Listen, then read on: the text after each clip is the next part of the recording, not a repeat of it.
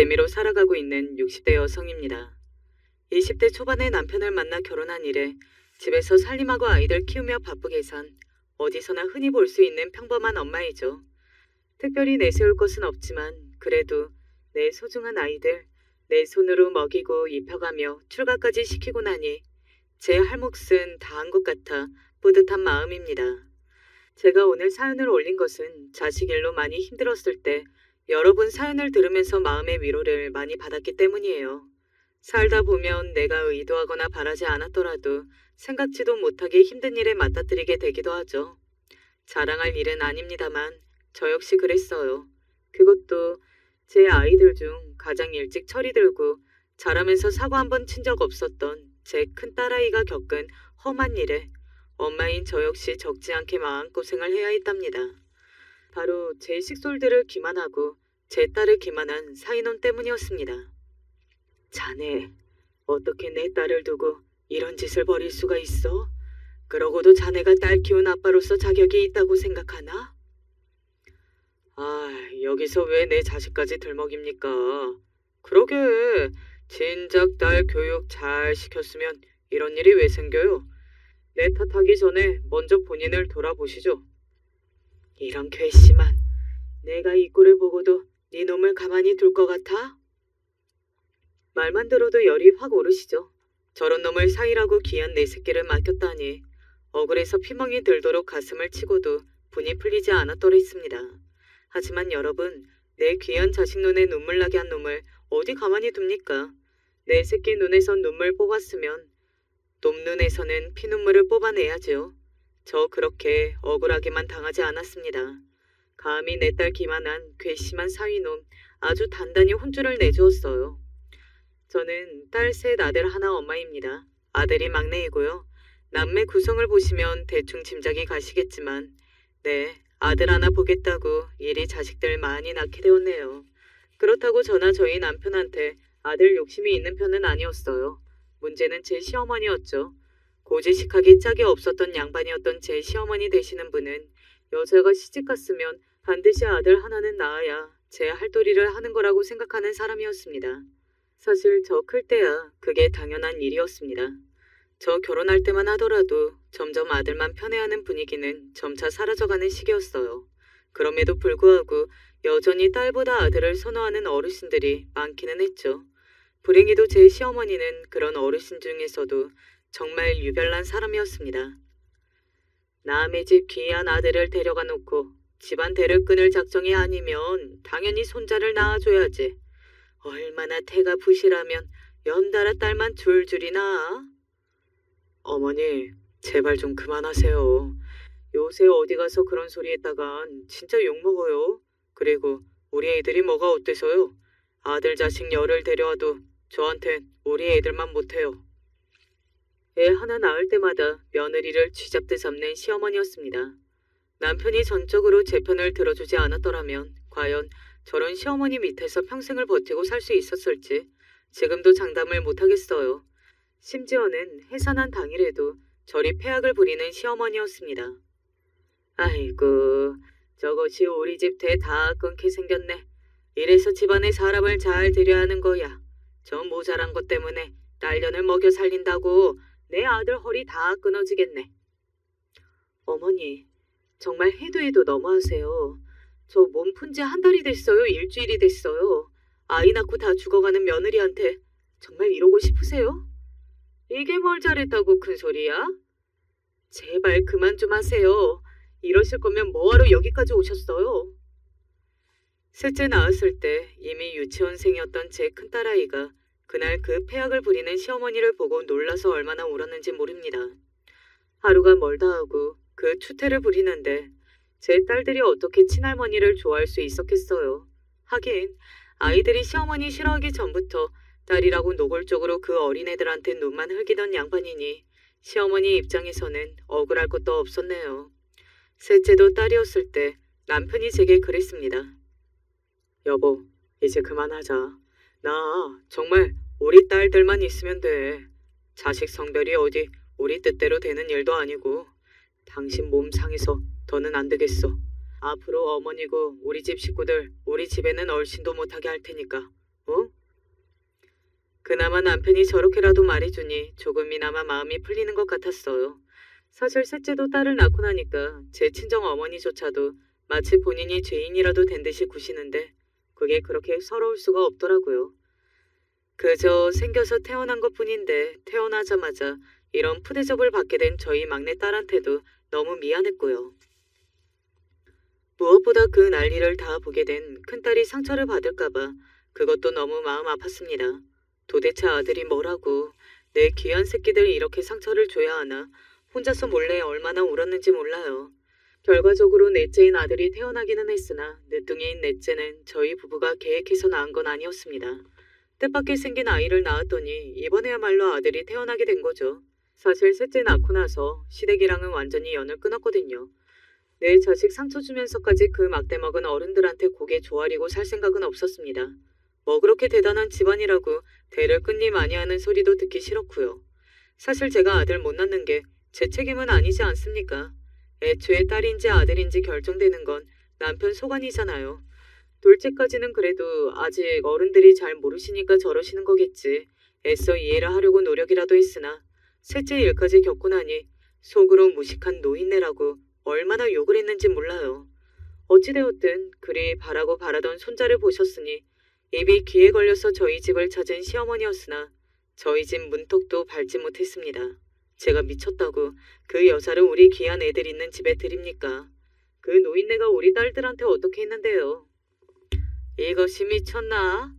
내가 내 손자 보겠다는데 네가 뭔데 막아? 뭐긴 뭐예요. 그 손자 누가 낳았는데 내 자식들 가슴에 대못을 박아놓고 어떻게 여기로 올 생각을 하세요? 나 그 집 대 있겠다고 내 귀한 자식 내어줄 생각 추호도 없으니까 그냥 우리 식구 없는 사람인 셈 치고 사세요. 지금껏 그렇게 살았는데 이제 와서 바뀔 것도 없으니까. 이게 정말... 하지 마요. 우리 엄마 때리지 마세요. 할머니 나빠요. 엄마 괴롭히지 말고 가세요. 당장 제 머리채라도 잡을 기세로 달려드는 시어머니를 보고 기겁을 한 딸아이가 시어머니 앞을 가로막아섰습니다. 불어 애들이 이 꼴을 볼까봐 집 대문도 열어주지 않았는데 소란에 낳아본 아이가 얼마나 놀랐을지 생각하면 지금도 너무 속상합니다. 셋째 아이부터는 시댁과 연을 끊었으니 저 무식하게 소리만 지르는 노인네가 누군지 모르겠지만 셋째 낳을 때 저 여자가 얼마나 포악을 떨었는지 생생하게 기억하는 큰아이는 얼마나 무서웠겠어요. 그럼에도 불구하고 그 작은 몸으로 제 엄마를 지키겠다고 막아선 아이가 짠하기도 하고 기특하기도 해서 눈물이 날 것만 같았습니다. 저는 시어머니에게 매섭게 쏘아붙였습니다. 그 나이를 먹고도 이 작은 어린 아이만도 못해서는 보세요. 딸이라고 그렇게 괄시하던 우리 큰애야말로 자기 엄마 지키겠다고 이렇게 씩씩하고 든든하게 잘 자라줬는데 자기 아들까지 돌아서게 만든 어머니 꼴을요. 나 우리 딸들 하나하나 소중하지 않는 아이들이 없어요. 당신 같은 여자한테 그런 험한 취급 받도록 안도. 내 눈에 흙이 들어와도 그 꼴 못 봐. 더 망신당하기 싫으면 내 집 근처에도 얼씬대지 마세요. 그렇게 시어머니를 내쫓아버렸습니다. 딸들은 물론이고 저런 여자가 아들 정서에도 좋을 리가 없었습니다. 기껏해야 데려가서 자기 썩은 사고방식이나 애 머리에 때려박으려고 들겠죠.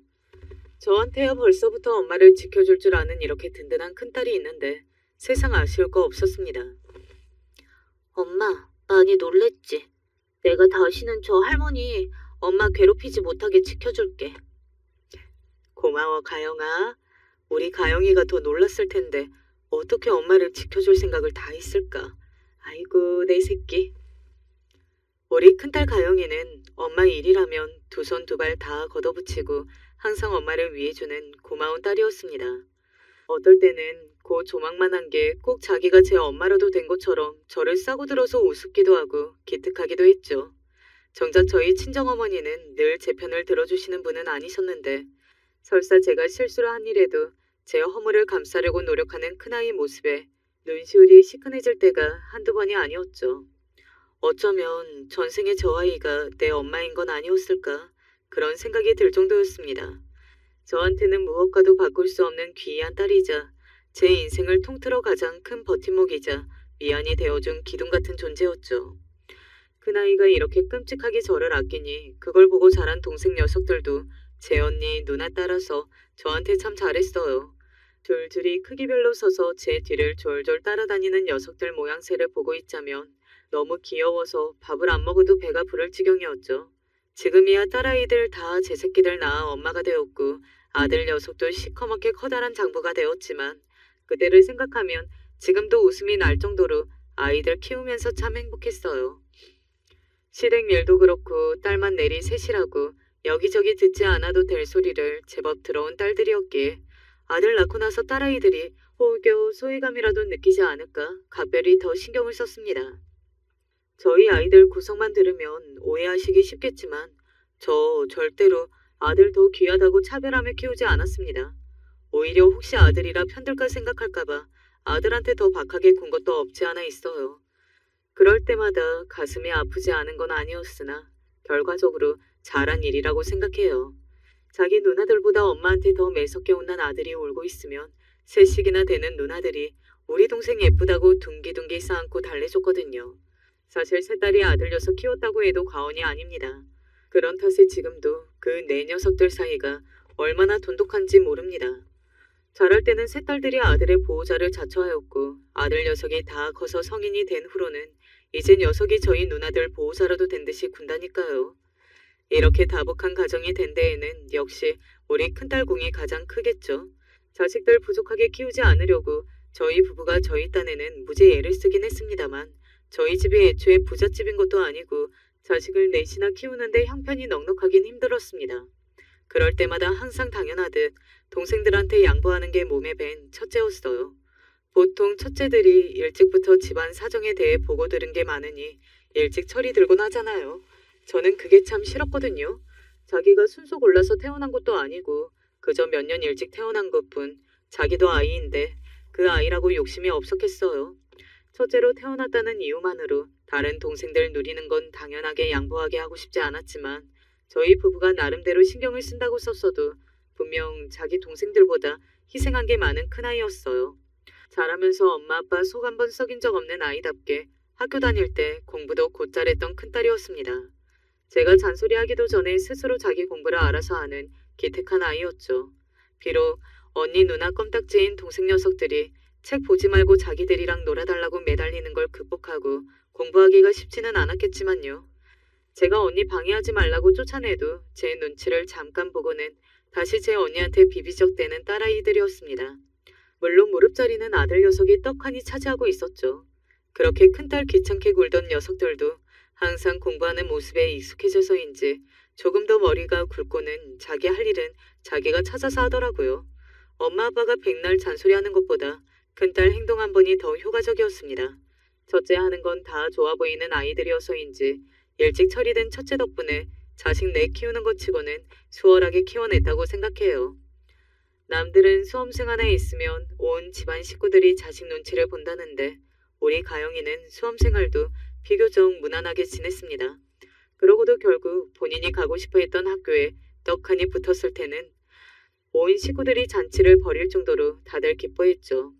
내 아이들 중 가장 끈기가 있는 아이이기도 했지만 공부머리도 첫째가 가장 좋은 편이었으니 제 자식들 중 학벌이 가장 좋은 아이도 큰아이입니다. 동생인 나영이 다영이와 아들 호영이에게도 모범생인 첫째는 늘 자랑거리였어요. 형제 중 한 녀석만 저리 공부를 특출나게 잘하면 다른 아이가 상처를 받거나 열등감을 갖기도 쉽다고 하던데 다행히 그런 일은 없었습니다. 왜 아니겠어. 학교 다닐 때 선생님들이나 친구들, 선배들 다들 생각 없이 언니 얘기 꺼내면서 비교하던 사람들도 한둘이 아니었는데 나 입학했을 때 언니를 모르는 사람이 없었다니까. 그런데도 내가 그런 일로 상처를 안 받은 건 다 언니 때문이야. 내 앞에서 그렇게 생각 없이 떠들어대면 나보다 언니가 더 화를 냈거든. 평소에 화낼 줄도 모르면서 말 함부로 하지 말라면서 눈을 이렇게 치켜뜨는데 우리 언니도 저런 면도 있었나 싶더라니까. 그런데 내가 어떻게 언니를 원망하겠어. 애들 다 졸업하고 나서야 둘째 나영이가 그러더라고요. 말 함부로 하는 사람한테 톡톡히 당해본 경험이야 저도 있으니 진작 눈치를 채야 했는데 제가 이렇게 부족한 점이 많은 엄마네요. 제가 모르는 동안에도 저 대신 제 동생들을 끔찍하게 아끼고 지키고 있던 큰딸이었습니다. 그러니 제가 큰딸 시집 보낼 때 얼마나 서운했겠어요. 물론 딸 시집 보내는 엄마 마음이야 누군들 아쉽고 허전하지 않을 수 없겠지만 우리 가영이 보낼 때는 정말 제가 생각해도 제 마음이 유난스럽더라고요. 꼭 가슴속에 뭔가 커다란 게 쏙 뽑힌 것만 같고 가슴에 바람이 든 것처럼 구멍이 숭숭 뚫린 것도 같고 하도 기분이 싱숭생숭하길래 남편한테 하소연하기도 여러 번이었습니다. 여보, 우리 가영이 시집 보낸다고 생각하니까 벌써부터 내 마음이 휑해. 신혼집도 우리 집에서 별로 멀지도 않은데 왜 이렇게 멀리 떠나보내는 것 같은지. 그러지 말자 하면서도 자꾸 서운해서 눈물이 나올 것 같고. 우리 가영이가 오죽 의지가 되는 자식이니 그런 게 아니겠소.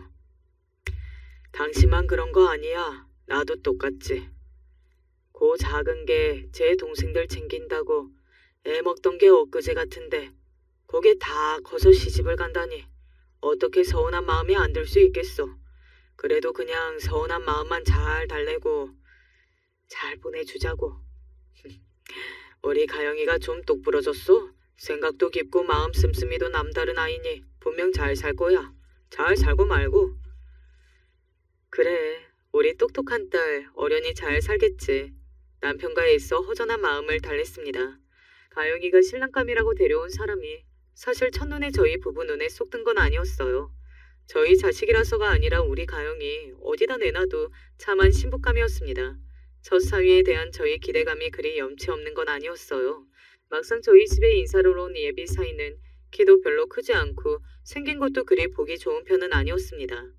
딸아이 회사 거래처 직원이라는 예비 사위는 첫눈에 우리 가영이한테 반해서 적극적으로 구애를 했다고 합니다.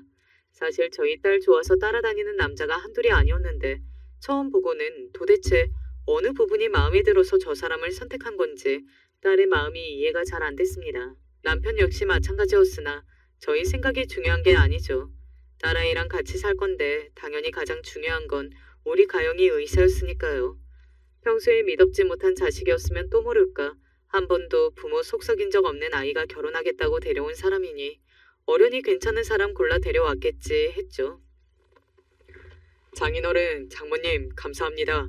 가영이같이 예쁘고 착한 딸 저같이 못난 놈에게 보내주셔서 정말 감사해요.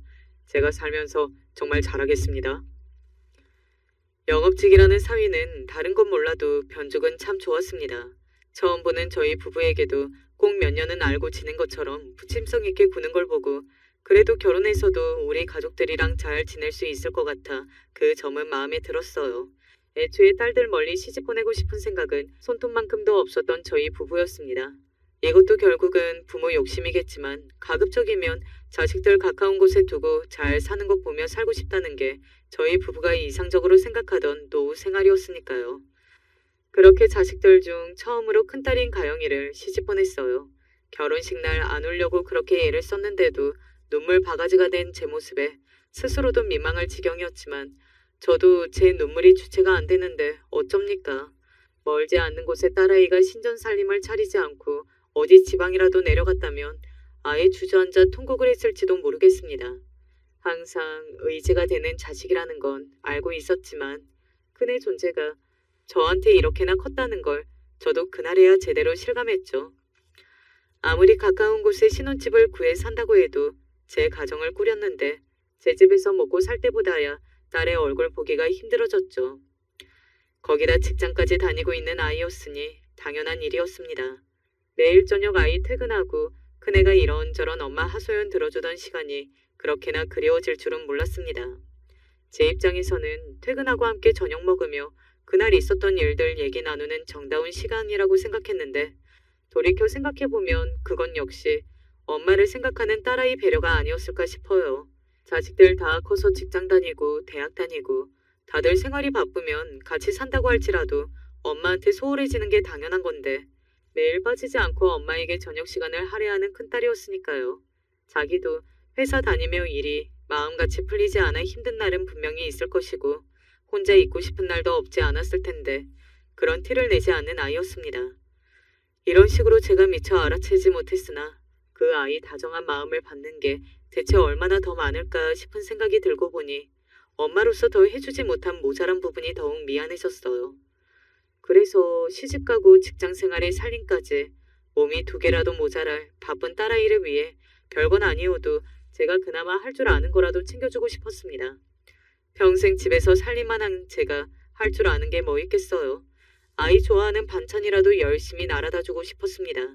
제 아이 입만 입이 아니니 사위 좋아한다는 음식도 구슬땀을 흘려가며 정성껏 준비했습니다. 엄마, 그냥 오시라니까. 불 앞에서 고생스럽게. 자식 하나 치웠으면 더 편해져야 하는데 나한테 반찬에다 나른다고 오히려 더 애먹겠어. 고생은 무슨. 엄마 만날 하는 일이 이건데 엄마 하나도 안 힘들어. 장모님, 저번에 해주신 음식도 정말 맛있었는데 또 이렇게 많이 준비해 주셨어요? 저 고사리 나물 좋아하는 건 또 어떻게 하시고. 잘 먹겠습니다, 장모님. 가영이는 제 집에 올 때마다 빈손으로 올 줄 모르는 저를 보고 엄마 고생하는 거 싫다고 타박을 했지만 정작 저는 여전히 내 새끼 먹일 수 있다는 생각에 기쁘기만 했습니다. 딸도 딸이지만 사위가 제 반찬을 잘 먹더라고요.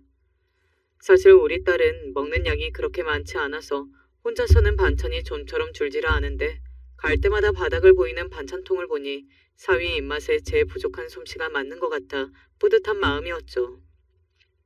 저희 엄마도 이런 거 잘 안 해다 주시는데 가영이한테 장가들어서 이런 호사를 다 누리네요. 아이고, 고작 반찬 몇 개 해다 준 거 가지고 호사식이나.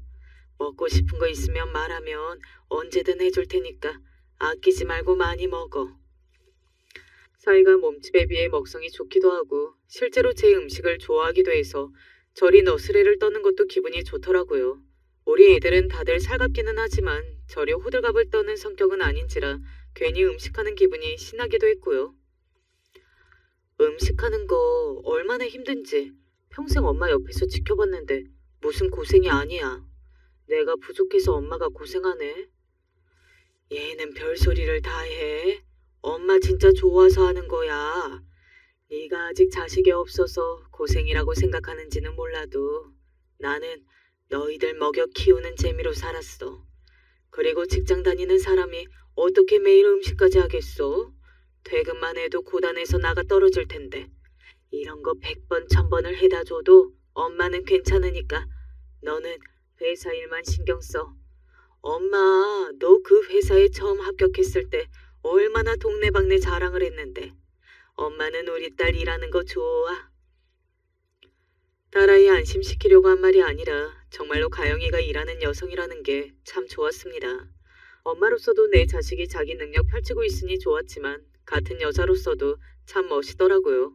항상 성실하게 공부하던 아이답게 회사도 떡하니 대기업에 합격한 딸이었습니다. 사위는 그런 딸아이 회사에 하청을 받던 회사 직원이었고요. 객관적으로 보면 여러모로 저희 아이 조건이 월등히 좋았어요. 처음에 남편과 제가 사이간 처음 보고 아쉬웠던 게 괜히 그런 건 아니었어요. 사정이야 어찌되었든 지금 둘이 이렇게 잘 살고 있으니 내 딸이 행복하면 그걸로 됐다. 저희도 만족하기로 한 거죠. 딸아이도 자기가 일하는 걸 좋아했습니다. 결혼할 때도 직장 그만둘 생각이 없다는 걸 확실히 했거든요. 사실 딸아이 벌이가 사위보다 좋기도 했으니 사위 입장에서도 싫어할 이유가 없다고 생각했어요. 요새는 오히려 결혼해서 부인이 집에 들어 앉을까봐 걱정하는 남자들이 더 많다면서요. 그런 거 생각하면 저희 딸 조건이 어디 내놓아도 뒤처지지 않다고 생각했죠. 그런 딸도 첫 아이를 임신하면서 직장 문제로 갈등을 빚게 되었습니다. 나 아이 생겼다고 직장 관둘 생각 없었는데 요새 그 사람이 자꾸 그만두는 게 좋지 않겠냐는 식으로 말해서 스트레스야. 김서방이 너더러 직장 그만두래? 제가 놀라서 되물었습니다. 아이 가졌는데 최대한 빨리 복직하라고 들볶는 것보다야 낫지만 그렇다고 그렇게 힘들게 공부해서 들어간 직장을 임신했다는 이유만으로 그만두라는 게 이해가 안 갔습니다. 딸이 평소에 집에 들어앉고 싶어 했으면 또 몰라도 애 성격상 그럴 일도 없었고요. 그러니까 딸의 퇴사는 전적으로 사위 혼자 바라는 거라는 뜻이었죠. 네가 다달이 벌어오는 돈이 얼만데 너 직장 관두고 나면 그걸 어떻게 메우려고 그런 소리를 한대? 내 말이 그 말이야. 안 그래도 내가 똑같은 소리라니까. 자기가 추가 근무를 해서라도 메꿀 테니 걱정 말라는데 어떻게 걱정을 안 해? 그게 추가 근무한다고 메꿔질 수준도 아닌데. 아니, 네가 결혼할 때도 분명히 말했는데 이제 와서 왜 그런다니? 자기도 외벌이보다 너도 같이 나가 일하는 게 훨씬 나을 텐데. 애는 집에서 엄마가 키워야 한다. 그 소리지 뭐. 말로는 나 몸 무거워서까지 회사 일 한다고 고생시키기 싫다고는 하는데 더 큰 이유는 저거지 싶어. 더더욱 마음에 안 드는 사유였어요. 딸아이가 먼저 임신해서 힘들다고 한 것도 아닌데 본인 의사는 뒤로 하고 일방적으로 자기 뜻만 내세우는 건 좀 아니지 않나요? 딸아이도 그다지 그만두고 싶은 생각이 있었지만 저 역시 딸이 아이 때문에 직장 그만두고 집에서 살림만 하기를 원하지는 않았습니다. 저는 비록 평생을 가정주부로 살았지만 딸아이만큼은 결혼해서도 제 포부 펼치며 당당하게 사회생활하기를 바랐어요. 아이들 아주 어릴 적에 딸 자식 학교 보내봤자 시집 보내면 끝이라는 소리를 달고 살던 시어머니 말이 정말 지긋지긋했으니까요. 두고 봐라. 우리 딸들은 시집가도 자기들 하고 싶은 거 다 하고 살 수 있도록 해주마. 내 한 몸이 부서지더라도 그렇게 해주마. 속으로 이를 부득부득 갈았습니다. 김서방 생각이 아무리 그렇대도 직장 다니는 당사자인 네 생각이 가장 중요하지. 넌 어쩌고 싶은데? 난 차라리 출산휴가를 조금 당겨 쓰는 게 낫지 싶어. 아이 키우다 정 안 되겠다 싶으면 몰라도 아직 겪지도 않았는데 직장생활 포기하고 싶지는 않아. 딸아이의 뜻이 확고했기에 그 문제는 일단락이 되었다고 생각했습니다. 하지만 정말 큰 문제는 저 손자가 태어난 이후에 생겼습니다. 예, 김서방은 오늘도 늦는다니? 손자가 태어난 후로 부쩍 야근이 잦아진 사위였습니다. 딸아이는 해산한 지 얼마 되지 않아 아직 제 몸 상태도 제대로 회복하지 못하고 있었어요. 갓난제기를 혼자서 돌보는 게 거의 불가능에 가까웠기 때문에 제가 딸아이 집에 가서 도와주는 날이 잦아지고 있었습니다. 그렇게 평소와는 달리 딸아이 집에 늦은 시간까지 머무는 일이 많아지면서 사위의 기가가 늦는다는 것도 알게 된 거죠. 사실 임신한 후로 이 사람이 야근이 부쩍 잦아졌어. 자기 말로는 이제 아이도 태어날 테니 더 열심히 일해야 해서라고 했지만 내가 보기에는 그것만 이유는 아닌 것 같아. 왜? 도대체 뭐가 문제인데? 왜 저번에 내 직장 문제로 얘기 나온 적이 있었잖아.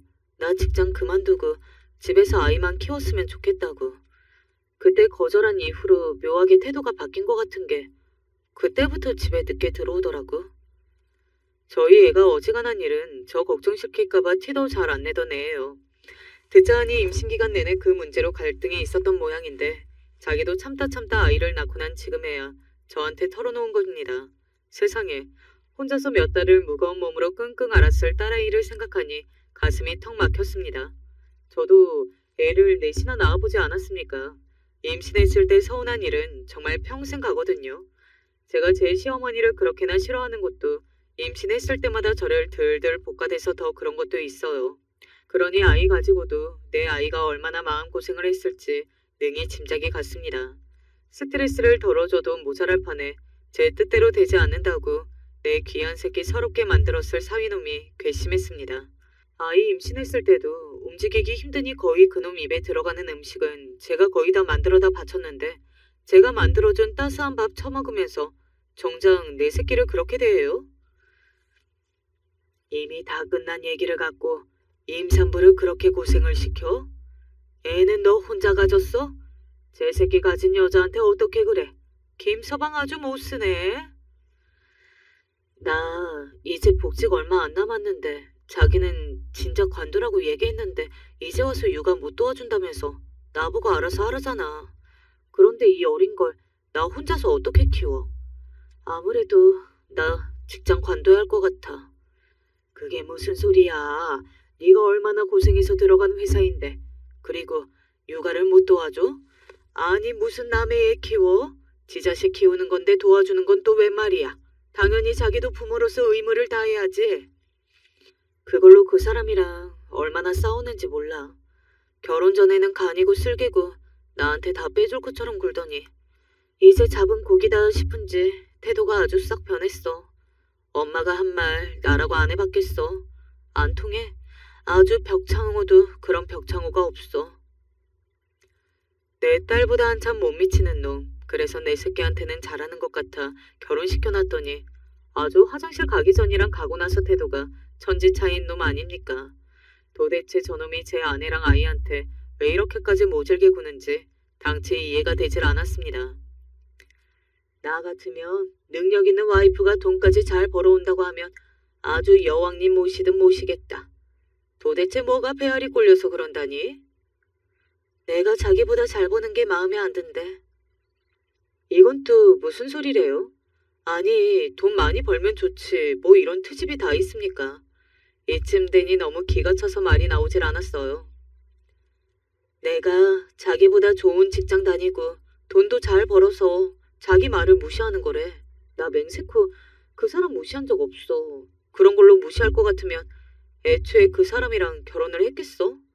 내가 회사 계속 다니겠다니까 나보고 조건 나쁜 자기를 무시하는 거라잖아. 정말 뭘 어떻게 해야 할지 모르겠어. 잘난 마누라한테 열등감 느껴 마누라 못 잡아먹어 안달이라는 못난 놈들이 있다는 소리는 들어보았지만 그 천하의 못난 놈이 제 사이놈일 줄 누가 알았겠습니까? 귀 키운 내 자식이 이런 대접을 받고 살았다고 생각하니 당장에 놈 귀싸대기라도 올려 붙이고 싶었어요. 뱃속에 제 새끼 품고 혼자서 얼마나 고민이 많았을까.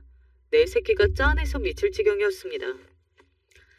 가영아, 걱정하지 마. 엄마 있잖아. 엄마가 시원히 키워줄 테니까 너는 예정대로 복직해. 무슨 소리야. 엄마 자식 넷이나 키우느라 손목이고 무릎이고 허리고 성한 데가 한 군데도 없으면서.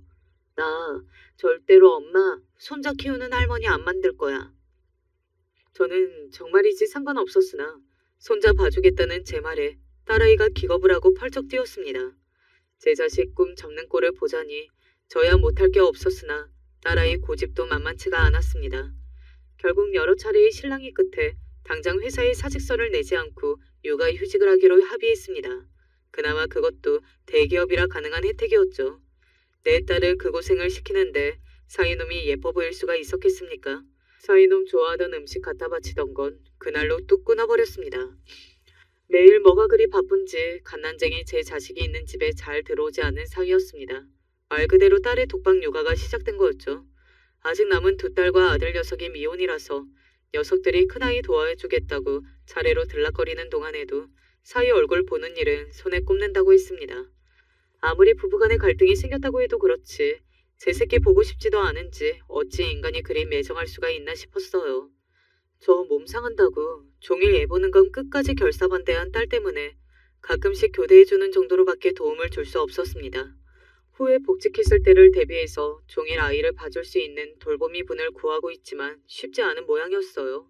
종일 손자한테 매달려 있느라 잠도 제대로 자지 못한 딸한테 조금 자라고 방에 들여보내고 얼마 되지 않아 사위가 집에 들어왔습니다. 실로 오랜만에 조우였죠. 사위가 절 보더니 흠칫하더군요. 제 놈이 한 짓이 있는데 더는 제가 예전에 그 사위 예뻐 죽으려던 장모가 아니라는 거야. 놈도 눈치를 챘겠죠. 저는 어색하게 고개만 꾸벅하고 딸의 잠든 방으로 들어가려는 사위를 불러 세웠습니다. 자네, 나랑 얘기 좀 합세. 내키지 않은 발걸음으로 어기적 걸어오는 사위가 그렇게 꼴보기 싫을 수가 없더라고요. 하지만 저놈 만나면 반드시 해야 한다고 벼르고 있었기에 할 말을 해야 했습니다. 우리의 직장 문제로 둘이 갈등이 있었다는 말은 들었네. 자네 뜻대로 결국 내 딸 집에 들어앉혔으면 된 거 아닌가? 우리 가영이 혼자 낳은 애도 아니고 자네도 시연이 아버지면서 어떻게 아이 낳고 나서 가정이 더 소홀할 수가 있어. 혹시 몰라 사이놈한테 딸아이가 아예 직장을 그만둔 걸로 해두었습니다. 그러니까 결국 제 뜻대로 직장 관두고 전업주부가 된 줄로만 아는 사위일 텐데 그럼에도 저 뻣뻣한 태도를 유지할 수 있는 게 괘씸에 미칠 지경이었어요. 사실 저놈이 저럴까봐 사실대로 얘기하지 않은 거예요. 이럴수록 딸아이 입장에서 믿는 구석은 확실히 붙잡고 있어야 하는데 자기 뜻대로 했어도 여전히 꼬장꼬장하게 구는 저놈 꼴을 보세요. 사직서를 내지 않은 건 100번 1000번 생각해도 잘한 일이었습니다. 이제 저 혼자 외벌이해야 하는데 제 일이 많아지는 건 당연하죠. 저도 마누라의 애까지 먹여 살린다고 힘들어요. 그러니까 잘 다니던 회사는 왜 관두라고 애를 들들 볶아? 애 여전히 회사 나갔으면 벌이가 2배인데 그거야 자네가 자초한 거 아닌가? 여자가 결혼해서 애를 낳았으면 당연히 자기 손으로 애를 키워야죠. 애까지 낳아놓고 직장 다니겠다고 고집부리는 장모님 딸은 이기적인 거 아니고 일하느라 늦는 저만 이기적인 거예요? 아무리 팔이 안으로 굽는다지만 그건 아니죠, 장모님. 제가 쥐옆에도 모자를 파네 도리어 자기가 성을 내는 사이놈을 보니 저게 저놈 본성이구나 싶었습니다. 제 징글징글했던 시모나 할 법한 소리를 저 젊은 놈이 낯짝 두껍게 내뱉는 꼴을 보니 우리가 그동안 사람을 잘못 봐도 한참 잘못 봤다 싶었죠. 저런 놈이랑 내 귀한 딸내미 손자 녀석 같이 살게 둬야 한다는 생각에 숨이 턱 막혔습니다. 그날 이후로 여전히 사이놈은 영업한다는 핑계로 집 밖으로 나돌았고 딸아이는 종일 아이 본다고 언제 집 밖으로 나갔는지도 모를 답답한 생활을 계속하고 있었습니다. 최근에 사이놈 때문에 계속 제 기분이 좋지 않다는 걸 안 아이들이 엄마 좀 쉬고라며 스파 이용권을 끊어줘서 간만에 시내로 나갔어요. 사실 습하고 뭐고 다 귀찮았는데 다른 녀석들이 워낙 성하라 더 걱정시키기도 뭐해 내키지 않는 발걸음을 했습니다. 처음 나갈 땐 그랬는데 그래도 마사지도 받고 하니 기분이 좀 나아지긴 하더라고요. 오랜만에 나온 김에 근처에 있는 백화점에서 큰딸 좋아하는 디저트라도 좀 사다 줄까 싶어 간만에 백화점으로 향했습니다. 얼른 가서 교대해 줄 생각에 바삐 움직이는데 백화점 식당가 쪽에 보이는 뒤통수 하나가 유난히 낯이 있더라고요. 누군가 싶어 실눈을 뜨고 집중해서 보니 사위였습니다. 맨날 영업한다는 핑계로 귀가도 늦는 놈이 이 시간에 왜 백화점에서 노닥거리고 있나 싶어 눈을 세모로 뜨고 쳐다보는데 맞은편에 앉은 여자가 눈에 들어왔습니다. 보니까 저 여자랑 둘이서 밥을 먹으러 온 모양인데 여자가 눈웃음을 살살 치는 게 심상치 않아 보였습니다. 이내 사이놈이 그 여자 손을 잡고 주물럭거리며 나사 빠진 듯 실실 웃었어요. 주변에 그렇게 사람이 많은데도 몸을 착 붙이고 있는 꼴이 저놈 저거 바람이 나도 단단히 났다는 걸 단박에 알아챌 수 있을 정도였습니다. 내 딸은 제 새끼 키운다고 하루가 다르게 말라가는데 내 귀한 딸 집에 들어 앉혀놓고 저 패죽일 놈은 불륜이나 저지르고 있었던 겁니다. 그 다음부터는 생각보다 행동이 앞섰습니다. 저도 모르게 뛰듯이 그 두 년놈들에게 향하고 있었어요. 눈앞에 저놈을 절단내지 않으면 내가 화병으로 넘어갈 지경이었습니다. 그것들이 있는 테이블에 도착하자마자 그 위에 놓인 물컵을 들어 사이놈 면상에 냅다 들이부었습니다. 아우 차가 뭐야? 뭐긴 뭐야 니놈 장모다. 장내에 쩌렁쩌렁 울리도록 퍼지는 제 목소리에 사람들 시선이 저희한테 집중되었습니다. 갑작스럽게 당한 봉변에 어안이 벙벙하던 사이놈이 제 얼굴을 보고는 놀라서 그대로 굳었습니다. 장모님, 여긴 어쩐 일이세요? 니놈이야말로 지금 이게 무슨 짓이야? 네 마누라는 네 새끼 키운다고 잠 한숨 제대로 못 자는데 감히 내 딸을 그렇게 고생시켜놓고 여자를 끼고 놀아? 주변 사람들의 입장에서는 얼마나 재미있는 구경이었겠습니까? 본을 못 이기며 소리를 고래고래 지르는 저 때문에 상황을 파악하기도 쉬웠을 거예요. 놈은 그런 저에게 미안한 기색은커녕 그저 자기의 허물을 떠벌리는 장모 때문에 창피해 보였습니다. 저한테 바람 피우는 현장을 들켰는데도 사과 한마디를 안 했으니까요. 여기서 이러실 게 아니라 하실 말씀이 있으면 저랑 따로 말하세요. 개만도 못한 짓거리를 해놓고 그래도 창피한 줄은 아는가 보지? 이봐요 아가씨, 이놈 마누라의 자식까지 딸린 놈인 줄 알고 만나는 겁니까? 역시 창피해서 얼굴이 벌개진 여자 꼴을 보니 사정 다 알고 만난 게 뻔했습니다. 똑같은 것들끼리 만났구나 싶어 복장이 터질 것 같았어요. 제가 불륜역까지 걸고 넘어지자 놈이 버럭 소리를 질렀습니다. 아 진짜 경우 없이 왜 이래요? 창피하게 진짜.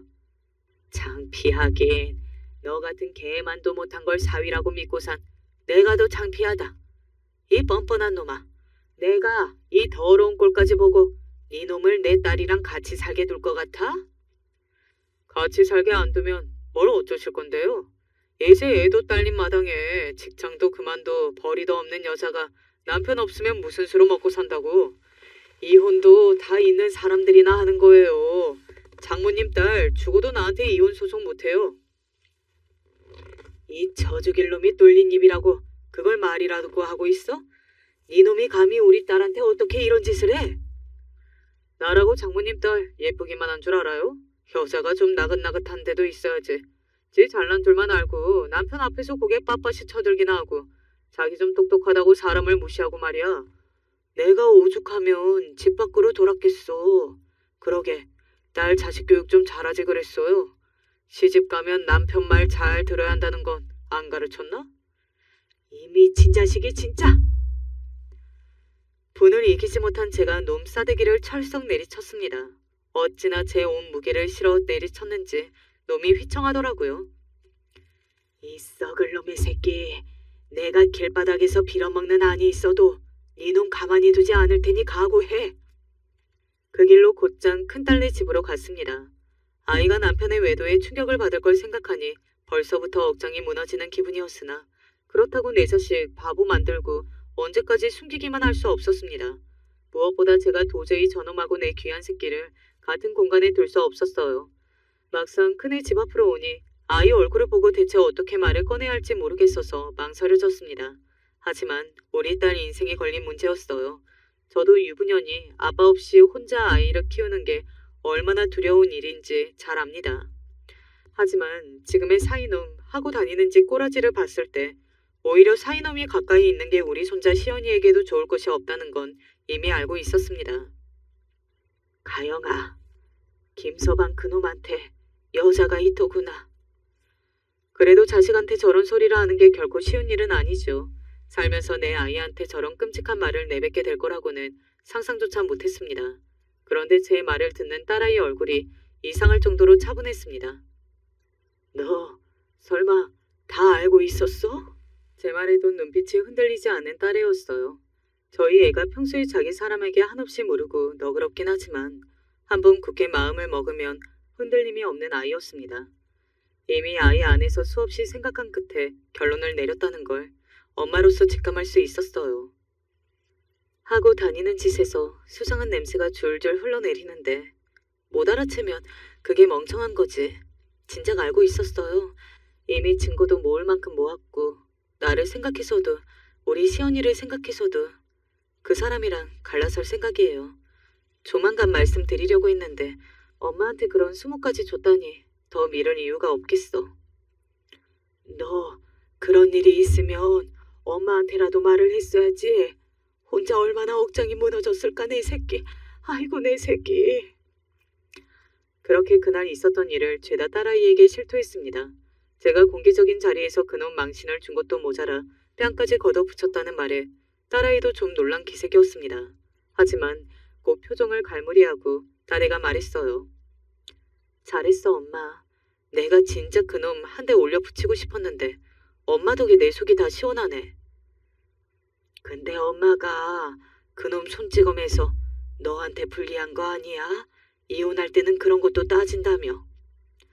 걱정하지 마. 하늘이 두 쪽 나도 그놈이 유책 배우자니까. 저한테 불륜을 대놓고 들켜서인지 놈이 집에도 들어오질 않더라고요. 이미 모든 준비는 끝났기에 다음날 놈 직장으로 이혼 서류를 퀴 서비스로 보냈습니다. 놈이 기겁을 하고 대낮에 집으로 쫓아 들어왔더라고요. 집에는 이미 만반의 준비를 갖춘 저희 식구들이 포진하고 있었습니다. 특히 이럴 때 아들 녀석이 참 믿을만 하더라고요. 세대에 재학 중이던 아들은 키가 거의 190cm에 육박하는 귀걸이 장대한 장부였습니다. 우리 큰딸 키를 겨우 넘는 사이놈하고는 비교가 안 되었죠. 사랑하는 누나의 배우자인 매형이 아닌 내 누나 눈에선 눈물 뺀 패 죽일 놈을 대하는 제 아들이 그렇게 무서워 보일 거라고는 저도 미처 알지 못했습니다. 제 딸한테 패악을 부리려고 들어온 놈이 제 아들한테 겁을 집어먹고 주둥이도 제대로 못 대더라고요. 그런 놈한테 제가 쏘아붙였습니다. 이제 직장도 없는 여자가 남편 말고는 믿을 데가 없어. 여기 우리가 있는데 내 새끼가 뭐가 믿을 데가 없어. 못 믿을 놈은 배응망덕한 니놈 하나뿐이지. 감히 내 딸 날개 꺾고 집에 들어앉혀놓고 니놈이 감히 바람을 피워? 이 저죽여도 모자란 놈. 아무리 그래도 이혼이라뇨. 우리 시연이가 있는데. 우리 시연이 제대로 한번 봐준 적 없는 놈이 자식 핑계대기는. 너 같은 놈은 없는 편이 우리 시연이한테도 더 나아. 너 우리 엄마한테 나 직장도 없으니 네 놈 바람 피워도 너한테 이혼 소송 못 건다고 했다며? 어쩌니? 나 직장 관둔 적 없는데. 곧 육아휴직 끝내고 도로 출근할 거야. 그게 무슨 소리야? 당신 사직서 낸 거 아니었어? 내가 너 같은 놈 뭘 믿고 직장을 관둬. 직장 관뒀다고 하자마자 사람을 식충이 취급해놓고 너 그제야 네 본색 드러내더라. 네가 네 마누라한테 찌질하게 열등감이나 가지는 놈인 줄 알았으면 진작 너 같은 건 상대도 안 해줬어. 이 주제도 모르는 새끼야. 상황이 잘못 돌아가도 단단히 잘못 돌아간다는 걸 깨달았는지 놈이 바닥에 개처럼 엎드려 빌기 시작했습니다. 여보, 내가 잘못했어. 그 여자 진짜 아무 사이 아니야. 그냥 잠깐 논 게 전부야. 가정 있는 놈이 어디 한눈을 팔았겠어. 나는 당신이랑 우리 시연이밖에 없어. 나 당신이랑 이혼 못해. 네 놈이 이혼 못하면 뭘 어쩔 건데? 이혼을 하고 말고는 내가 결정해. 넌 내가 이혼한다면 하는 거야. 어디 토를 달아. 여보, 제발 한 번만 봐줘. 듣기 싫어. 그걸로 끝이었습니다. 아들이 사이놈을 번쩍 들어서 현관 밖으로 패대기를 쳤습니다. 볼품없이 나동그라지는 놈꼴이 초라하기 짝이 없었죠. 감히 내 귀한 자식 기만하고 시건방 떤 거에 비하면 이 정도도 관대한 처분이었습니다. 딸의 말대로 사이놈 불륜 증거는 차고 넘치더라고요. 이혼 사유를 입증하기에는 충분했습니다. 당연히 시연이의 친권과 양육권을 딸애가 가져왔고 재산 분할과 위자료도 받을 수 있는 최대치로 받아낼 수 있었어요. 그렇게 놈과 딸애가 함께 마련했던 집이 온전히 딸아이 소유가 되었습니다. 물론 상간녀 소송도 같이 진행해서 그 여자도 아주 제대로 개망신을 줬어요. 사실 합의금보다 그 여자가 동네에 얼굴도 못 들고 다닌다는 얘기가 더 고소했습니다. 그렇게 우리 가영이와 그놈이 완전히 갈라섰습니다. 드디어 그 개만도 못한 사이놈이 우리 딸 인생에서 떨어져 나간 겁니다. 이건 후일담인데 그날 제가 백화점에서 그 난리를 친 게 제법 소문이 퍼진 모양이에요. 그게 회사에까지 소식이 들어갔는지 근무 시간에 불륜한 것도 모자라 불륜녀와 회사 법인 카드를 긁었다는 게 들켜서 정직 처분을 당했던 전 사위놈이 결국 해고까지 당했다는 소식을 들었습니다. 참나, 남의 돈으로 얼마나 긁고 다녔으면 해고까지 당하나 싶어 한심하기 짝이 없었죠. 집도 절도 직장도 없는 놈은 그 놈이 됐네요. 아주 꼴 좋습니다. 딸애가 이혼한 지도 이제 꽤 됐네요. 그동안 다른 딸아이 둘이 시집가서 각자 아이들도 낳고 시연이도 제 사촌 동생들을 마치 친동생처럼 아끼며 얼마나 잘 지내는지 몰라요. 동생 살뜰하게 챙기는 건 꼭 제 엄마를 닮은 모양입니다. 딸아이는 그 길로 복직해서 승진까지 하고 누구보다 당당한 워킹맘으로 잘 지내고 있습니다. 엄마로서 그런 딸아이를 보자면 그저 뿌듯한 마음이에요. 이렇게 저희끼리 정답게 보듬고 사는 것도 나쁘지 않겠죠. 저희 가족 사는 이야기는 여기서 마치려고 합니다. 여러분도 소중한 가족들과 서로 보듬고 사는 하루 되시길 바라며 긴 이야기 함께 해주셔서 정말 감사합니다.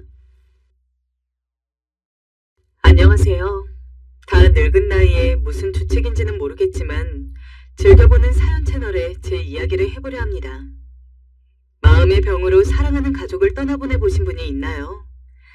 아마 저와 같은 경험을 해보셨다면 알겠지만 그 사실이 얼마나 마음이 아프고 시간이 오래 지나서도 문득문득 생각나면 저를 괴롭히는지는 정말로 그 순간을 느껴보신 분들만이 아실 겁니다.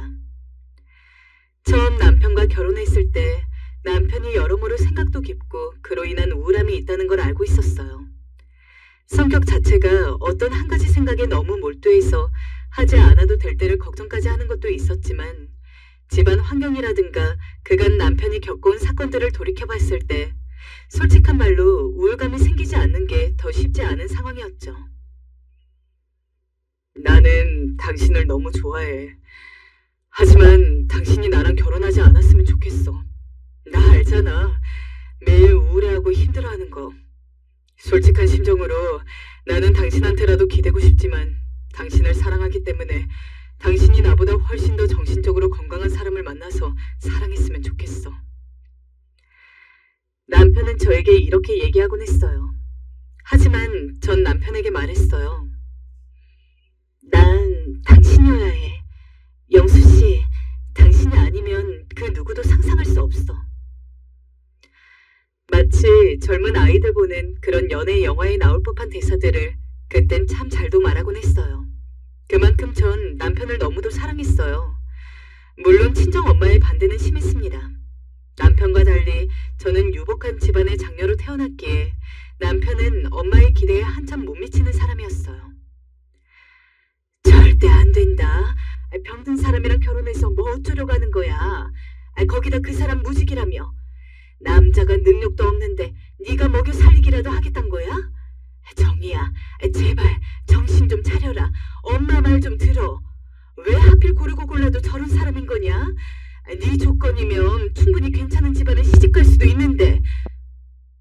엄마, 난 저 사람이어야 해요. 마음 정했어요. 부모의 연을 끊는 한이 있더라도 저 사람과 결혼할래요. 그때 정말 엄마 말을 들었어야 하는 걸까요? 이 나이가 되었지만 당시 엄마가 제게 하셨던 말씀은 아직도 귓가에 웅웅거려요. 아마 자신감도 있었던 것 같아요. 남편이 저와 결혼함으로써 그러한 우울감도 충분히 치료할 수 있을 거라고 생각했죠. 왜 그런 자신감이 들었는지는 모르겠습니다. 아마 남편이 우울증으로 힘들어하는 와중에도 저랑 함께하고 싶다는 속내를 솔직히 드러냈기 때문인 것 같아요. 하지만 지금 생각해보면 우울증에 대해서 아무것도 모르던 저의 자만이었습니다. 남편은 결혼 후 아이가 생기자 다시 직장도 구하고 돈도 벌어오면서 가장 노릇을 했는데요. 그때가 아마 결혼 생활 중 가장 행복했던 때가 아닐까 싶어요. 남편을 기다리며 저녁을 준비하고 딸아이를 업고 추운 날 발을 동동 구리며 남편을 기다리던 그때, 그리고 남편이 눈에 보였을 때 세상에 우리 셋만 있으면 된다는 생각이 절로 들었죠. 하지만 결혼을 하고 5년째가 되던 해 남편이 다니던 회사를 나와 사업을 시작했는데 그 사업이 망하면서 남편은 심한 정신적 충격을 받았습니다. 매일을 술로 연명했고 전 어린 딸과 함께 아슬아슬한 마음으로 그걸 지켜볼 수밖에 없었어요. 죽고 싶다고. 술 가져와. 죽고 싶으니까 술 가져오라고. 여보, 이러지 마요 제발. 아이 생각도 해야지. 당신 가장이잖아. 죽고 싶어. 나 같은 인간을 살 가치가 없어. 우울증이 도져 매일같이 죽고 싶다고 이야기하는 남편에게 괜찮아 여보, 내가 옆에 있잖아요. 나는 하나도 도움이 안 되는 말밖에 할 수 없었고 심지어 그때 저는 그런 말이 남편에게 정말로 큰 의미로 다가올 거라고 생각했습니다. 사랑하는 아내인 저와 결혼했는데 설마 극단적인 선택을 하겠냐는 저의 교만과 무지였죠. 허물어질지 모를 위태로운 나날들이 지속되고 있었는데도 오로지 저만 그걸 몰랐습니다.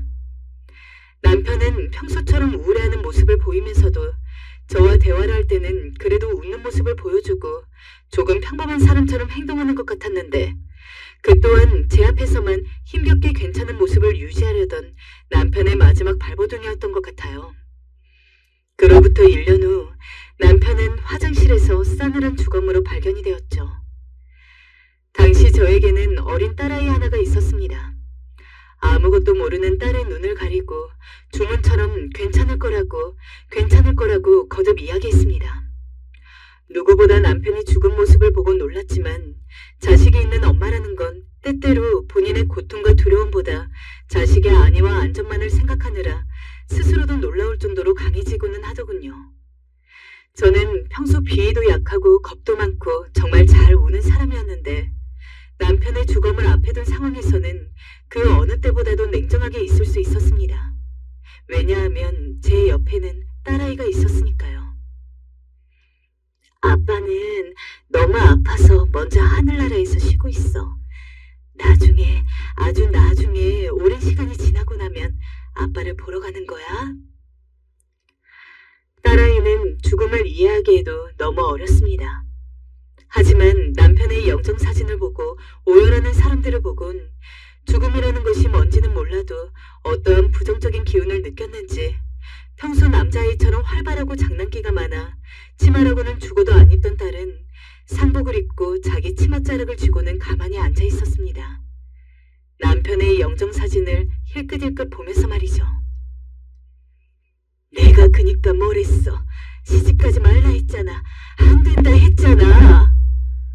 엄마는 절 붙잡고 그리도 많이 우셨습니다. 허나 전 당시 울 힘이 없었어요. 남편의 죽음이 현실로 느껴지지도 않았고 앞으로 살 길이 막막할 뿐이었어요. 미니 엄마, 괜찮아? 왜 이리 말랐어? 오늘 한 끼도 못 먹은 것 같네고. 아니에요. 괜찮아요. 동네 아줌마들이 가끔 절 보면 걱정을 해주시긴 했지만 그 걱정마저도 어쩐지 와닿지 않았어요. 엄마, 나 배고파. 하고 말하는 딸만은 눈에 들어왔죠. 사실 지금 여자들도 자기 능력을 갖춰서 결혼을 했든 애가 있든 자기 직장 가지고 잘 사는 시대지만 제가 한참 결혼해서 가정을 꾸리던 때에는 여자들이 돈을 벌 만한 능력을 가지기가 어려웠던 시기였습니다. 설사 일을 했어도 결혼을 하고 아이를 가지고 나면 바로 전업주부로 돌아서서 경력이라고 말할 수 있을 만한 것도 없었고 게다가 저는 애초에 아무런 직업이 없는 상태에서 남편에게 시집을 갔기 때문에 더더욱 막막했습니다. 이 험한 세상에서 여자 둘이서 어떻게 살아가야 될지, 그나마 나는 그렇다 쳐도 내 딸은 어떻게 먹여 살려야 되는지, 식사는 물론이고 앞으로 점점 커갈수록 학교도 들어가야 하고 성인이 되면 대학교도 가야 할 텐데 당연히 일이라고는 해본 적이 없는 저에게 갑자기 밖에 나가서 돈을 벌어와야 한다는 어떤 책임감은 너무 무겁게 다가왔습니다. 엄마, 나 어떻게 살아야 할지 모르겠어요. 도움을 청할 곳은 친정뿐이었어요. 정희야, 일단 이번 달 생활비 조금 넣어주마. 근데 네 아버지 하도 의심이 많아서 몰래 줄 수밖에 없어. 정희야, 정신 붙잡고 살아야 한다. 알겠지? 남편 같다고 너까지 혹여나 나쁜 생각하면 안 된다. 포기하면 안 돼. 엄마, 알겠어요. 아마 당시 엄마의 도움이 아니었다면 당장 잘 곳도 없었을 거예요. 허나 그것도 아빠에게 들켜버린 후 지원이 끊기고 말았습니다. 아버진 이미 연을 끊고 나간 절 단단히 미워하고 계셨습니다. 그러다 어느 날은 너무 배가 고프고 힘이 들어 어린 딸의 손을 붙잡고 친정을 찾아간 적이 있었어요. 엄마, 아빠, 우리 민이라도 돌봐주면 안 될까요? 제가 민이 데리고 일할 곳이 없어요. 부탁드릴게요. 제발요. 너 지금 네 딸 핑계로 여기 들어오려는 거지? 우리가 부모 버리고 인연 끊고 나간 딸 뭐하러 돌봐야 해? 당장 나가라. 여보, 그리 꼭 모질게 굴어야 해요? 당신 딸이 지금 과부가 돼서 저러고 사는데. 그래, 정희야, 얼른 들어와라. 안 된다니까 글쎄. 내 집에 한 발자국도 들이지 마. 그럼 당신도 같이 내쫓길 줄 알아. 엄마와 달리 아빠는 너무도 마음이 상하신 뒤였던 터라 쉽사리 허락해주지 않으셨어요. 정말 다행히 엄마가 끈질기게 설득한 끝에 손주만은 돌봐주셨기에 저 혼자 나가서 일을 할 수 있었죠. 할 수 있는 일은 모두 다 해야 했어요.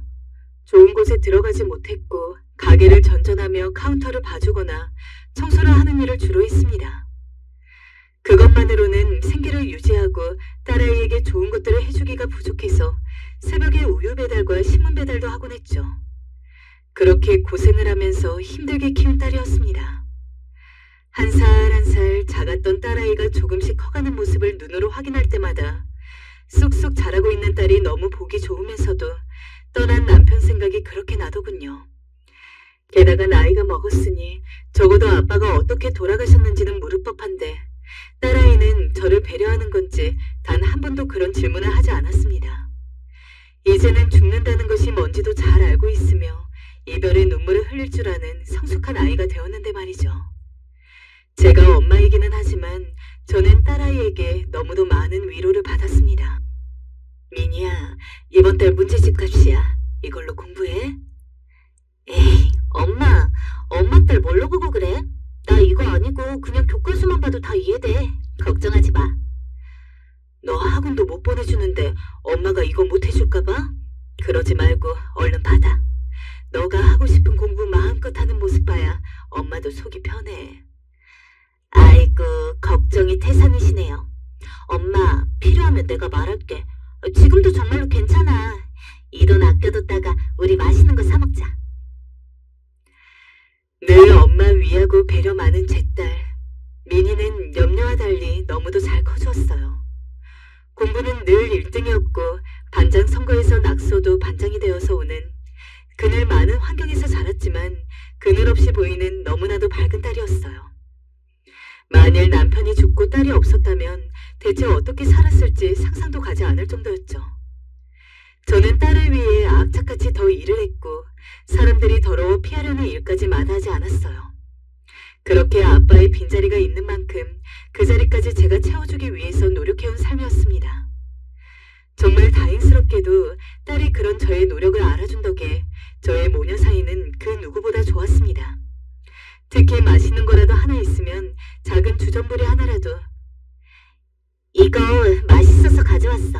먹어봐. 라며 엄마 먼저 먹으라고 가져오는 딸 덕에 아주 풍족한 삶을 살지 못했지만 늘 저희 집에는 웃음이 가득했어요. 하지만 여러분도 아시겠죠? 자식은 언젠가 부모 곁을 떠난다는 것을요.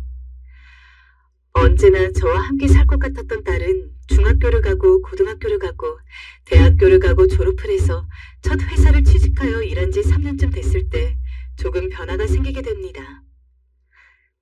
엄마, 나 결혼하고 싶은 남자가 있어. 뭐? 결혼? 설마 지금 만나는 남자친구야? 오빠랑 결혼하려 해. 엄마 정식으로 소개시켜주고 싶은데 언제 시간 괜찮아? 엄마, 응? 왜 대답이 없어? 그래. 아무 때나 괜찮지. 언제든 데리고 와. 결혼을 하고 새로운 가정을 꾸리는 것이 기존의 가족 구성을 벗어나는 첫 걸음이라고 하죠. 언젠가 딸아이도 좋은 남자를 만나서 시집갈 거라고는 생각을 했습니다. 제 딸이라서 그런 게 아니라 제 딸은 정말 마음씨도 좋고 얼굴도 예뻤거든요. 어른을 공경할 줄 알면서 교우관계도 좋고 인기도 많은 딸아이를 싫어할 남자는 없을 테니까요. 그리고 딸아이가 취직을 하고 나서는 내심 내 딸이 결혼하는 것도 그렇게 먼 일은 아니구나 하고 나름대로 마음의 준비를 하고 있었습니다. 하지만 그럼에도 불구하고 막상 딸이 정말 결혼 이야기를 꺼내니까 참 많은 생각이 들었습니다. 당연히 딸아이가 선택한 남자인 만큼 좋은 사람이 될 거라고 생각했습니다.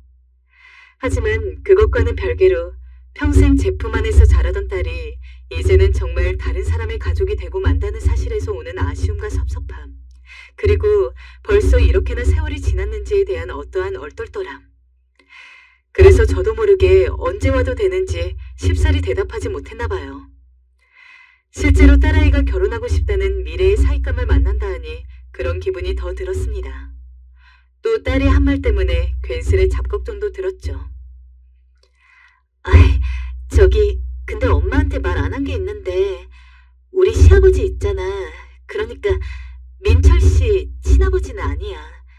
민철 씨 친아버지는 따로 계시는데 갑자기 친어머니 친아버지가 한꺼번에 사고로 돌아가시게 되면서 돌아가시기 전에 친구분한테 입양을 부탁하셨대. 그렇게 어렵게 입양되어 길러졌어. 그리고 민철 씨 키워주신 어머님은 암으로 돌아가신 상태고. 엄마, 혹시 입양하려 해서 편견 가지고 그러는 건 아니지? 딸에겐 아니라 했지만 마음은 덜컹했어요. 저도 혼자 아이를 길러 편부모 가정에 대한 편견은 없긴 했지만 그래도 입양이 되었다 하니 괜히 이런저런 생각이 드는 거 있죠. 허나 예비 사위를 만나자마자 그 걱정은 언제 그랬냐는 듯 싹 물러갔습니다. 아이고, 이야기 많이 들었어요. 어서 들어와요. 안녕하세요, 장모님. 이민철이라 합니다. 저도 말씀 많이 들었습니다. 솔직히 예비 사위는 생각보다 무척 괜찮았어요. 품행도 바르고 어른을 대하는 예의도 있었고 무엇보다 몇 마디 나눠보니 믿을 만한 사람이란 직감이 들더라고요.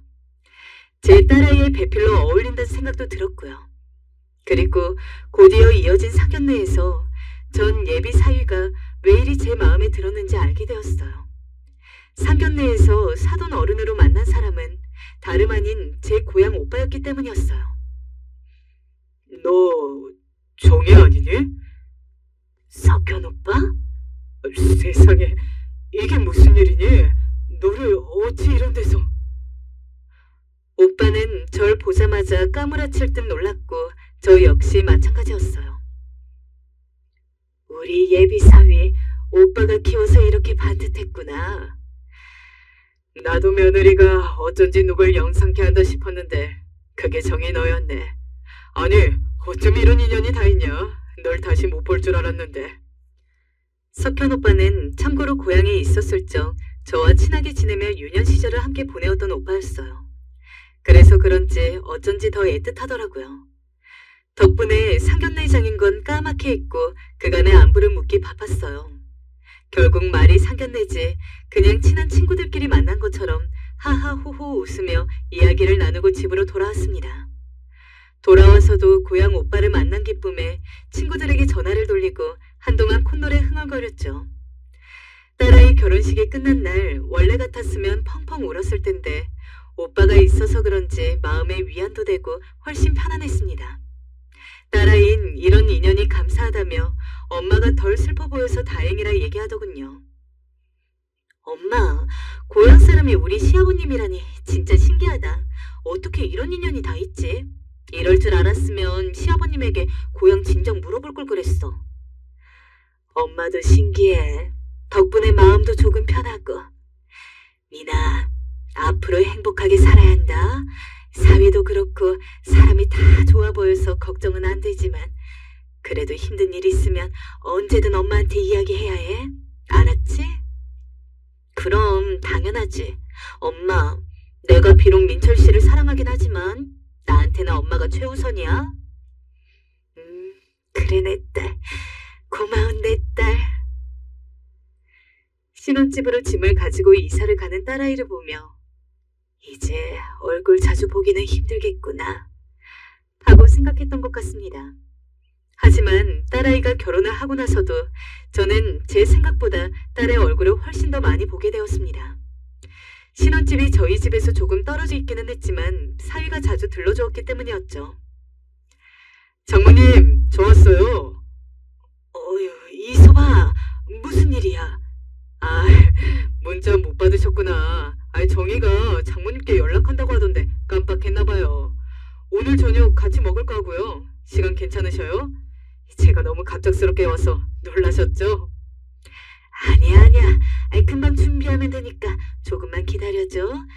정희 얘가 요즘 기억력이 가물가물하더니 깜빡했나 보네. 이뿐만이 아니었죠. 사위는 올 때마다 꽃이나 작은 선물 같은 것들을 가지고 왔어요. 제 사위지만 정말 친구들을 만나면 입에 침이 마르게 칭찬이 절로 나오는 사위였죠. 그뿐 아니라 사위는 딸아이와 합이 잘 맞아 틈만 나면 저와 고향 오빠를 데리고 밥을 먹으러 가자느니 1박 2일로 여행을 가자느니 하면서 저희를 이끌고 가고는 했습니다. 사교성도 밝고 싹싹한 모습이 마치 젊은 시절 오빠를 쏙 닮았다는 생각이 들더군요. 결혼하면 남편이랑 둘이서 오손도손 살기를 바라는 건 맞습니다. 하지만 그래도 엄마이기에 내심 자식 얼굴을 자주 봤으면 좋겠다는 마음은 아마 결혼한 자식들을 둔 부모라면 다 공통적으로 느끼실 겁니다. 하지만 현실적으로 그런 마음을 티내는 건 좋지 않기에 아무 말도 안 하고 있었는데 딸아이가 먼저 사위와 이야기를 나누어서 저와 많은 시간을 보내려는 것이 너무 깊었어요. 게다가 살면서 같은 고향 사람 만나는 게 참 쉽지 않은데 마침 사돈이 고향 오빠라는 것도 저와 이런저런 이야기를 터놓을 만한 상대가 된다는 점에서 너무 좋았죠. 그렇게 고향 오빠와는 거리가 가까워 순전히 얘기를 하기 위해 자주 만나곤 했어요. 정희야, 너 참 딸 잘 키웠더라. 이젠 나한테 며느리이지만 얼마나 똑부러지고 야무지는지 보고 있으면 내가 다 흐뭇하다. 우리 딸 칭찬해주니 고맙네. 나도 우리 정희가 잘 자라줘서 고맙고 다행이지. 조금이라도 엇나갔으면 생각만 해도 가슴 답답해. 그런 면에서 오빠나 나나 보기에 아주 많은 사람인 것 같아. 민철이도 잘 컸으니 말이야. 어디 내놔도 아주 자랑스러운 아들이었겠어. 아들은 딸이랑 달라. 집사람이랑 내가 고생 꽤나 했지. 그래도 저리 잘 자라줘서 장가를 갔으니 그것도 네 딸과 맺어졌으니 얼마나 다행인지 싶다. 오빠는 훈훈한 얘기가 잘 오갔어요. 이상하게 오빠와 얘기하다 보면 마음도 풀리듯이 평안해졌거든요. 그러다 오빠가 집에서 거의 생활하는 제가 안쓰러웠는지 스포츠 센터에 다니자고 제안을 하더라고요. 너희 집이 우리 집이랑 멀지 않더라. 우리 동네에 우리 같은 사람들 운동하는 센터가 있는데 거기 한번 놀러 와라. 센터? 거긴 젊은 사람들만 다니는 데 아니야? 좀 부담스러운데. 아니야. 수영도 하고 배드민턴도 치는 곳인데 강사님도 좋고 연령대가 맞아서 운동하기 좋더라고. 너 할 일 없으면 거기 와서 나랑 운동이나 같이 하자. 그렇게 저는 오빠랑 센터도 함께 다니게 되었고 석현 오빠에게 강습도 받았습니다. 사실상 사돈이었지만 우리끼리 있을 땐 워낙에 친했던 고향 오빠이다 보니 사돈이란 말이 잘 안 나오더라고요. 친하게 지내면 지낼수록 사이가 허물없이 가까워졌고 오빠와 있다 보면 고향 생각도 옛 시절에 저도 떠올라 좋았습니다. 정희야, 너 그거 기억나냐? 예전에 시냇물에서 우리 돌 줍고 댕기던 거. 나 너한테 돌 주워주겠다고 얼음장 같은 개울물에 손 담갔다가 동상 걸릴 뻔했잖아.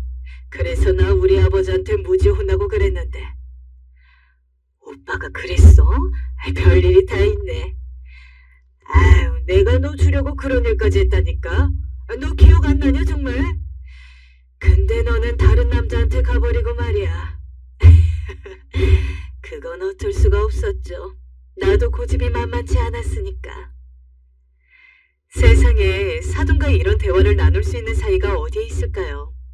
거기다 고향에 만난 남편을 석현 오빠도 알고 있었기 때문에 남편에 대한 얘기도 조금은 편하게 나눌 수 있었죠. 그때까진 어느 누구한테도 남편 얘기를 하지 않았지만 왠지 숨구멍이 조금 트인 기분이 들었습니다. 그러던 중 오빠가 고향에 내려가자고 하더군요. 고향을? 너 안 간 지 오래됐지? 그지.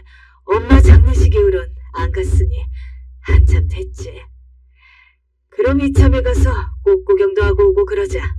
우리 마을 이맘때쯤 진짜 이뻤지 않냐? 오빠의 꽃 구경 제안은 참으로 달큰했습니다.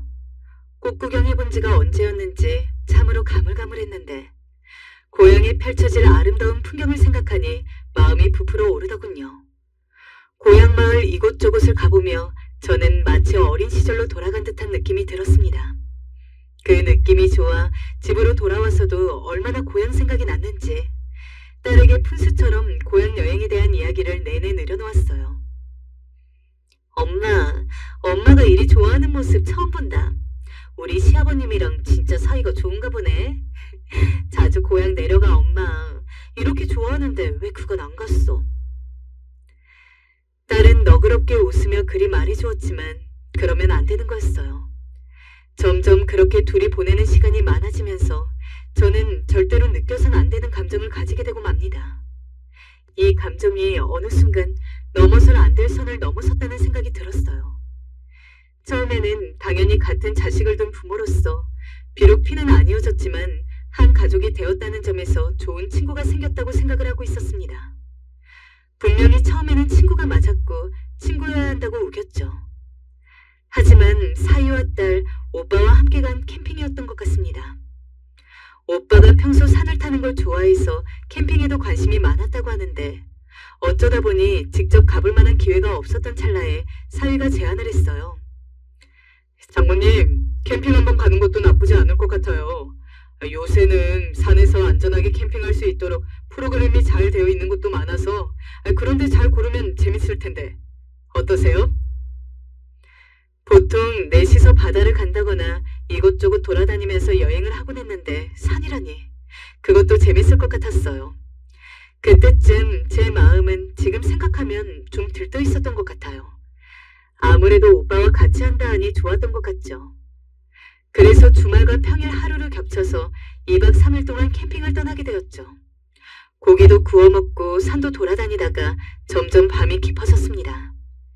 이제 부부끼리 오붓한 시간 보내라며 딸과 사이는 둘이 놀라고 냅두고 저희끼리 작은 테이블에 앉아서 술 한 잔씩을 하고 있었습니다. 오빠와는 이런저런 이야기들을 했죠. 자식을 키우면서 힘들었던 점, 결혼했을 때의 심정 등등. 평소보다 깊은 이야기들이 나왔습니다. 술이 조금 들어가기도 했고 가끔씩 벌레만 우는 깊은 산속의 밤은 평소 숨겼던 이야기를 들어 덜컥 꺼내게 될 만큼 좋은 분위기였던 것 같기도 해요. 정희 너도 고생이 많았구나. 근데 정희야, 나 뭐 한 가지 물어봐도 되냐? 남편이랑은 어찌 사별하게 된 거야? 너 마음 불편하면 말 안 해도 괜찮다. 오빠가 궁금해하는 건 당연했습니다. 그때까지만 해도 서로 배우자가 죽었다는 것 자체는 알고 있었지만 오빠는 어떤 이유로 남편이 일찍 죽었는지는 모르던 상황이었거든요. 그리고 오빠도 남편의 얼굴을 희미하게나만 기억하고 있었으니 궁금해할 것 같았죠. 허나 제게 이건 오래된 상처이고 열지 못한 서랍장이라 망설여졌어요. 오빤 그런 제 망설임을 눈치채고 가만히 기다려주더라고요. 나는 남편이 홀로 세상을 등졌어. 나랑 딸 냅두고 가버렸어. 저 멀리. 힘들진 않았어. 처음엔 원망도 하고 화도 났는데 먹고 사는 게 너무 만만치 않다 보니 나중엔 그냥 그리움만 남더라고. 못해준 것만 생각나고. 그랬구나. 힘들었겠구나. 고생 많았다, 정희야. 어렸을 때 귀하게만 자라서 그런 거 감당하기 힘들었을 텐데 참 고생 많았다.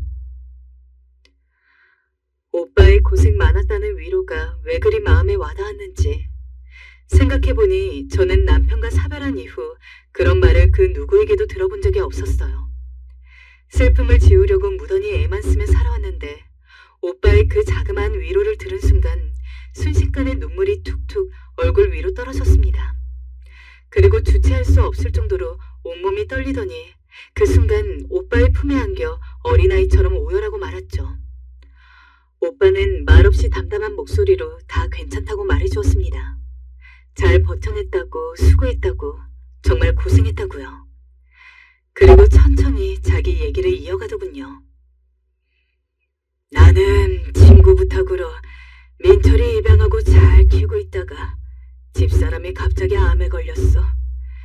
말기라 손도 못 쓴다는데 어찌나 가슴이 덜컹하던지 믿기지가 않았어. 현실인지 꿈인지. 아내는 눈 감는 그 전날까지 민철이에 대한 걱정을 하다 눈을 감았어. 아직 어린 민철이가 눈에 밟힌다고. 나한테 잘 키워달라고. 참 착한 사람이었는데. 착한 사람들은 원래 일찍 떠나나 보다. 이런 세상에 눈이 아까우니까 하늘에 가서 행복하려고. 그날 정말 밤새 많은 이야기를 나누었습니다. 딸이랑 사위가 산속 데이트를 즐기다 와서는 새벽 어스름할 적에 저희에게 안 자냐고 물어도 조금 더 있다 가겠다고 이야기하며 해가 뜰 때까지 서로의 죽은 남편과 아내의 이야기를 하면서 시간을 보냈습니다. 저 역시 살면서 남편의 이야기는 다른 사람에게 처음 한 것이었습니다. 심지어 딸아이에게도 구체적으로 남편이 왜 죽게 되었는지 이야기하지 않은 상황이었으니까요. 솔직히 그런 이야기를 어떻게 하겠습니까? 딸아이가 먼저 물어봤다면 고통스러울지언정 솔직히 이야기해줘야 했겠지만 딸아이는 그때까지도 저에게 남편에 대해서 묻지 않았고 저는 딸아이가 묻지 않은 고통스러운 진실을 먼저 담담하게 꺼낼 수 있을 만큼 용기가 있는 사람도 아니었습니다.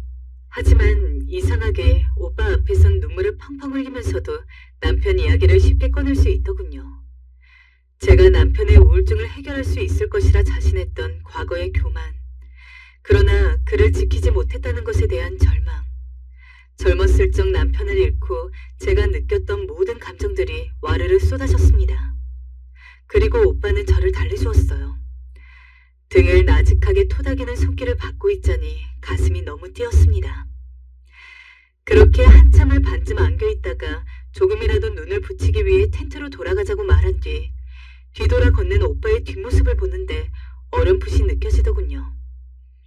제 감정이 함께 이해할 수 있는 것이 많은 친구 정도로만 생각했던 때와는 조금 달라졌다는 것을 말이죠. 그날을 기점으로 오빠는 제게 남자가 되었습니다. 당연히 너무도 가슴이 아파왔어요. 좋아함에도 좋아한다고 말할 수 없는 현실, 그리고 딸아이 입장에서는 시아버지 될 사람을 마음에 담고 말게 된 것에 대한 죄책감. 이 감정이 너무도 혼란스럽고 무서웠어요. 받아들이고 싶지가 않았어요. 딸아이가 이 사실을 알게 된다면 저를 어떤 눈으로 볼지 두려웠어요. 저는 그 뒤로 센터로 나가지 않았고 오빠의 전화번호를 지웠어요. 연락이 계속 왔지만 전화가 와도 끊어버렸어요. 오빠 입장에선 황당하고 영문 모를 입장이었지만 저는 어쩔 수 없었어요. 이렇게라도 단련시켰어야 했어요. 그러던 어느 날 딸이 제 집에 놀러 왔어요. 엄마, 이번에 민철 씨가 여수에 놀러 가자는데 어때요? 거기 호텔이 괜찮은 데가 있는데 바다 보이고 엄청 좋대. 우리 시아버님이랑 엄마 모시고 같이 가고 싶은데. 아니야. 나는 몸이 좀 안 좋아서 쉬어야 할 것 같아. 이서방이랑 둘이 오붓하게 다녀와. 그리고 이 엄마 데리고 여기저기 다니는 건 좋지만 그래도 이서방이랑 결혼했는데 가끔은 둘이 시간을 보내야 하지 않겠어? 에이, 민철 씨가 괜찮다고 하는데 뭐. 게다가 오히려 민철 씨가 나보다 더 먼저 엄마 이야기 꺼내면서 장모님 모시고 가자고 그러는걸? 마음은 너무 고마운데 이 정도면 됐어. 그냥 명절이나 엄마 생일 때만 얼굴 비치고 그래라. 엄마 말을 뭘 그리 또 섭섭하게 해? 무슨 일 있어? 오늘따라 안색이 무지 안 좋아 보이네. 딸아이와 사유와 함께하는 여행이 좋지 않을 리 없습니다. 하지만 딸아이와 사유와 함께하는 여행을 간다는 것은 필연적으로 오빠를 봐야 한다는 이야기였는데 도저히 이 마음을 가지고서 그를 볼 낯이 없었습니다. 애들한테 미안한 것도 미안한 거지만 오빠는 저를 좋은 마음으로 위로해주고 고향 동생으로 여겼기에 그렇게 친근하게 대해준 걸 텐데 혹시라도 이 마음을 들키게 되면 얼마나 부담스러울까요? 그래서 스스로에게 더 억지로 쥐어짜내듯 말하곤 했습니다. 그만두어야 한다고요. 솔직히 어디다 이 고민을 털어놓고 싶었지만 도저히 이 마음이 부끄럽고 수치스러워 털어놓을 것이 없어 혼자 끙끙 앓기만 했어요. 가장 친한 친구한테만 말하고 싶었건만. 뭐? 아이고, 그런 회기망측한. 너 당장 접어라. 정신 차려야 해. 다른 사람도 아니고 어떻게 사돈 어른을 마음에 품을 수가 있냐. 아무리 사돈 어른이 네 고향 오빠고 그렇다고 해도 이건 아니지. 나는 말을 들을까봐 입을 꾹 다물었어요. 그 후 스스로를 채찍질하면서 일부러 딸아이와 사유와 함께하는 여행까지 눈물을 머금고 물러가며 사돈 어른을 만나는 것을 피했습니다. 물론 이후에도 딸아이가 요새 시아버지가 어디 가고 싶어 하시는 것 같더라. 남편이랑 이야기하다가 여행지 한 군데가 나왔는데 거기가 어르신들 모시고 가기 좋은 곳이라더라. 라며 저에게 은근슬쩍 함께 어딘가 놀러 가고 싶다는 것을 피력했지만 일부러 모르는 척. 사돈 어른도 혼자니 적적하시겠지. 그러면 사돈 어른만 모시고 셋이 어디 다녀와라. 라며 그 여행에서 저를 뺐습니다. 당연히 저라고 마음이 좋지 않았습니다. 넷이 함께 가는 여행이 인생의 유일한 낙이나 다름없던 저였는데 어느 순간 갑자기 집에만 있게 되니까 마음이 너무 우울해지더라고요. 일부러 우울감에 빠지지 않기 위해 산책도 다니고 친구도 만들어 보려고 밖으로 나가고 했는데도 소용이 없었습니다. 딸아이는 처음에는 어떻게든 저를 설득해서 예전처럼 넷이 함께 여행을 가기를 원했으나 제가 계속해서 말을 돌리고 안 간다고만 하자 언제부턴가는 저에게 전화를 하거나 찾아와서 안부를 물어도 여행에 대한 이야기는 꺼내지 않았습니다. 그렇게 1년이 지났습니다. 심한 우울증으로 도지지는 않았지만 저는 과거와 비교했을 때 너무도 지루하고 축 처진 삶을 살고 있었습니다. 가끔 딸아이의 얼굴을 보고 그러는 것은 좋았지만 문득문득 과거에 넷이 함께 다녔던 여행들이 생각나고는 했죠. 오빠에 대한 마음이 전혀 줄지 않았기에 절대 티를 내지 않으며 그냥 집에 있었습니다. 그러던 어느 날 딸아이가 사위를 데리고 저희 집에 왔더군요. 아이고, 이서방, 여기까지 웬일이야? 장모님에게 말씀드릴 게 있어서요. 무슨 이야기를? 무슨 무슨 이야기를 하려고 여기까지 왔나 싶어서 자리를 깔고 앉았는데 뜬금없이 사위가 장모님, 혹시 요즘 적적하고 외롭지 않으세요? 라며 운을 띄우더라고요. 적적하고 외롭지 않냐니? 장모님도 꽤 오래전부터 혼자 계셨잖아요. 얼마 전에 민이랑 이야기를 하는데 민이가 장모님이 계속 혼자 계시는 걸 너무 마음에 걸려해서 혹시 장모님이 생각이 있으시면 연애 한번 해보시는 것도 좋을 것 같아요. 요즘은 나이 드신 분들도 친구처럼 만나서 연애하고 지내거든요. 아휴, 그 얘기하러 왔구나. 나 생각해주는 마음은 고마운데 지금 나는 이대로 괜찮다. 친구들도 있고 집에 놀러오는 사람들도 많아서 하나도 외롭지 않아. 에이, 그래도 연애랑 친구랑은 또 다르잖아요. 정말 좋으신 분인데 한 번만 나가주시면 안 돼요? 제가 보증해요. 왜 그랬는지는 모르겠지만 사위는 그날따라 끈적였어요. 하지만 비록 이어져서는 안 된다는 관계라고 할지라도 사돈어른에 대한 마음이 떠나지 않은 상황에서 누군가를 만나는 건 내키지 않았어요. 미안해, 있어봐. 다음에. 그래서 거절했지만 그 이후에도 사위는 자기가 잘 아는 사람이 있다면서 너무 좋은 사람이라고 몇 번을 거듭 이야기하기에 이렇게까지 나서는데 얼굴 한 번 안 보는 것도 너무 매정한 것 같아서 그러면 식사만 한 번 할게 라고 하고는 준비를 하고 나갔습니다. 딸아이와 사위가 상기된 얼굴로 저를 식당으로 데려가는데 당사자보다 더 좋아하는 모습을 보니 간만에 웃음이 났죠. 그리고 내심 그 사람과 사귈 수는 없다고 하더라도 저도 이렇게 기분 전환하는 건 오랜만이라 나쁘지 않았습니다. 고급스러운 한정식 식당으로 절 데려간 딸아이와 사위가 이리저리 두리번거리더니 어느 한쪽을 보고는 손을 흔들길래 저도 무심코 그쪽에 시선을 두었습니다. 근데 깜짝 놀랄 만한 일이 일어나고 말았어요. 그 자리에 오빠가 앉아 있었던 거죠. 거의 1년 만에 얼굴을 보는 건데도 가슴이 쿵쿵 뛰었습니다. 하지만 티는 내지 않고 딸아이와 사위를 따라 자리에 앉으면서 이게 어떻게 된 일이니? 하고 물었죠. 알고 봤더니 딸과 사위가 같이 한참 놀러 다닐 때 우리 두 사람 모습이 보기 좋았나 봅니다. 딸이 먼저 빙그레 웃으며 입술을 떼었어요. 엄마, 아버님이랑도 잘 얘기해봤는데 두 분 그때처럼 다시 잘 지내시면 안 돼요? 난 그냥 엄마가 행복하면 되는데 혹시 엄마 내가 마음에 걸리는 거면 그러지 않아도 돼? 민이야. 저도 그렇게 생각합니다. 장모님이 여행 안 가기 시작한 이후로 아버지도 여행에 안 따라오시고 매일 집에만 계시더라고요. 그래서 알게 됐어요. 두 분이 서로한테 마음이 있으시다는 거. 넷이 여행 다녔을 때 장모님도 그렇고 아버지도 그렇고 너무 좋아 보였어서 저랑 민이랑 이렇게 계획했어요. 두 분 다시 잘 지내주세요. 제가 만남을 피하고 그러니까 오빠도 아이들과 놀러도 안 가고 혼자 집에만 있었나 봅니다. 딸과 사이의 행복을 위해 일부러 힘들게 피하고 있었는데 어찌 내 맘을 잃고 그렇게 했는지 이미 오빠에게는 저보다 먼저 이야기를 한 듯 보였습니다. 그 자리가 처음에는 어색하게 다가오면서 어쩔 줄 몰라 하고 있는데 오빠가 제 손을 조심스레 잡았어요. 우리 애들이 일이 있어주는데 우리도 이제 편안하게 만나도 되지 않을까 싶다. 서로 의지하면서 그냥 그렇게 고향도 다시 가고 운동도 같이 하고 밥도 지어 먹으면서 더 늙기 전에 우리 그거 하면서 살자. 알겠어요. 좋아요, 나도.